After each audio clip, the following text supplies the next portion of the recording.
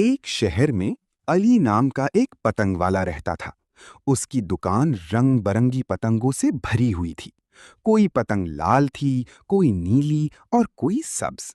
बच्चे रोज उसकी दुकान पर आते और खुशी खुशी पतंगे खरीदते थे। अली बहुत मेहरबान इंसान था। वो हर बच्चे को हंसकर सलाम करता और अच्छी पतंग चुनने में मदद देता। एक दिन एक छोटा बच्चा दुकान पर आया। उसका नाम हमजा था। हमजा के पास कम पैसे थे और वो एक बड़ी खूबसूरत पतंग लेना चाहता था। अली ने मुस्कुराकर कहा, कोई बात नहीं बेटा, ये पतंग तुम ले जाओ, जब पैसे हों तब दे देना। हमजा बहुत खुश हुआ और दौड़ता हुआ घर चला गया। अगले दिन आसमान रंगीन पतंगों से भर गया। हमजा की पतंग सबसे ऊंची उड़ रही थी। वो जोर जोर से खुशी में चिल्ला रहा था, मेरी पतंग सबसे ऊपर है। शाम को हमजा अपने दोस्तों के साथ अली के पास गया और उसका शुक्रिया अदा किया। बच्चों ने कहा, अली अंकल सबसे अच्छे पतंग वाले हैं।